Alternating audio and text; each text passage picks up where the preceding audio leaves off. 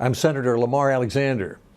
Have you ever read something so obviously right that it made you wish you'd written it? That happened to me the other day reading Newt Gingrich's book, Breakout. Newt was quoting technology expert Tim O'Reilly, who was talking about the way the government should operate in the internet age. O'Reilly was saying this, quote, "The best way for the government to operate is to figure out what kind of things are enablers of society and then make investments in those things. The same way that Apple figured out if we turn the iPhone into a platform, outside developers will bring hundreds of thousands of applications to the table," unquote. Then O'Reilly went on to say that the smartphone development used to look like government does now. Vendors talking in a back room and deciding what features to offer. But Apple turned the iPhone into a platform in which the killer feature was that other people could make features. Just imagine if instead of mandating things for you to do, your government became a platform, just like your iPhone, enabling you to create a happier, safer, more prosperous life. Actually, government as an enabler was a good idea long before anyone imagined the internet. In 1944, the GI Bill enabled World War II veterans to attend a college of their choice, helping them become the greatest generation. And today, half our college students have federal grants or loans that follow them to the colleges of their choice, enabling them to buy the surest ticket to a better life and job.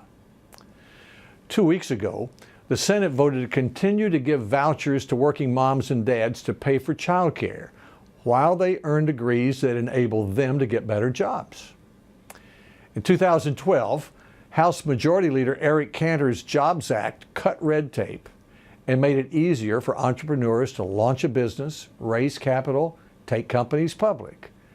AOL co-founder Steve Case recently wrote in the Wall Street Journal that law enabled a 70% increase in initial public offerings this year and, quote, provides a model to tackle other hard problems with innovation, compromise, and courage, unquote. While these ideas have attracted bipartisan support, usually in Washington, Republicans are the enablers and Democrats are the mandators.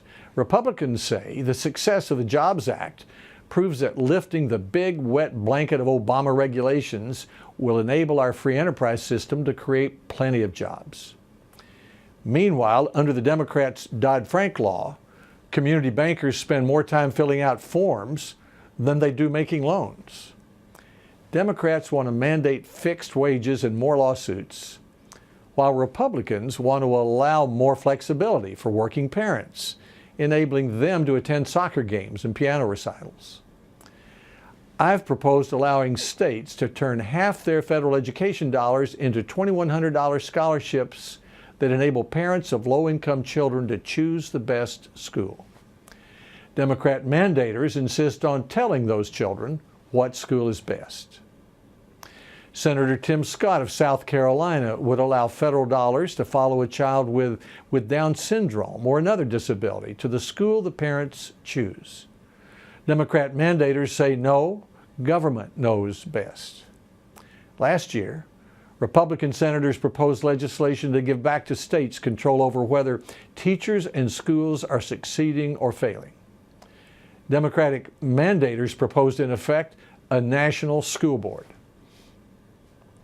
Healthcare provides the most glaring difference between Republican enablers and Democrat mandators. Too often, Obamacare cancels the policy you wanted to keep and tells you what policy to buy, even if it costs more, and even if it restricts your choices of doctors and hospitals. Republicans believe that freedom and more choices will empower you to find a policy that fits your needs and your budget.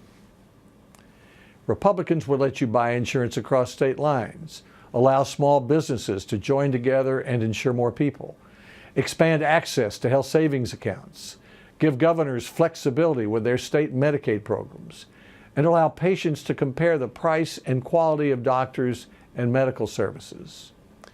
Republicans want to enable you. We want to be the iPhone party. We believe government ought to be a platform that gives you opportunity and freedom to create a happier, more prosperous, and safer life. Just imagine the Internal Revenue Code, the Food and Drug Administration, or the Labor Department enabling you rather than ordering you around. Now, let's make this address itself a platform that enables you to create a better life. Imagine your government as your iPhone. How can government empower you with the freedom and knowledge to make decisions to create a happier, more prosperous, and safer life for yourself and for your family? Email your ideas to ideas@alexander.senate.gov. We'll learn from you. Thank you, and very best wishes on this Easter weekend.